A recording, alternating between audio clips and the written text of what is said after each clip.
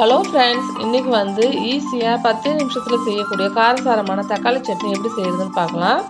4 தக்காளி, ஒரு சின்ன துண்டு இஞ்சி, 10 பல் பூண்டு, கருவேப்பிலை. இப்போது வந்து ஒரு மிக்ஸி ஜாரில் பூண்டையும் இஞ்சியும் சேர்த்து அரைச்சி எடுத்துக்கலாம் கொரப்பாக. இந்த சட்னி வந்து ரொம்ப டேஸ்ட்டாக இருக்கும். இது வந்து வெளியில் எங்கேயோ ட்ராவல் பண்ணும்போது கூட நம்ம எடுத்துகிட்டு போகலாம். இந்த மாதிரி கொரப்பாக அரைச்சி எடுத்தாச்சு. இப்போ அதே ஜாரில் தக்காளியும் அரைச்சி எடுத்துக்கலாம். தக்காளி வந்து கட்டி இல்லாமல் இந்த மாதிரி அரைச்சி எடுத்துக்கணும். ஒரு கடாயில் 3 கரண்டி எண்ணெய் எடுத்துக்கிறேன். இந்த சட்னிக்கு வந்து எண்ணெய் கொஞ்சம் அதிகம். எண்ணெய் சூடானதும் 1 டேபிள் ஸ்பூன் கடுகு சேர்த்துக்கிறேன்.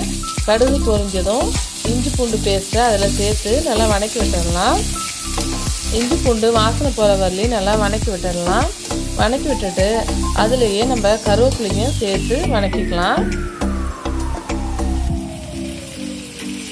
கருவேப்பிலை வதங்கினதும் அனல் வந்து சிம்மில் வச்சுட்டு நம்ம அரைச்சி வச்சுருக்க தக்காளியே இதில் சேர்த்துக்கலாம். ஏன் அனல் சிம்மில் வைக்கிறோன்னா தக்காளி வந்து மேலே தெரிக்குங்க. அதனால் சிம்மில் வச்சுட்டு தக்காளியை ஊற்றி நல்லா மிக்ஸ் பண்ணி விட்டுடலாம். 1/2 டேபிள் ஸ்பூன் மஞ்சத்தூள், 1 டேபிள் ஸ்பூன் தனி மிளகாய்த்தூள், 2 டேபிள் ஸ்பூன் குழம்பு மிளகாய்த்தூள், உப்பு தேவையான அளவு சேர்த்து நல்லா மிக்ஸ் பண்ணி விட்டுடலாம். இப்போ இதில் வந்து தக்காளி வாசனை போகிற அளவுக்கு நல்லா வதக்கி விட்டுட்டு மூடி போட்டு மூடி வச்சிடுறேன். அப்பப்போ திறந்து கிண்டி விடணும்.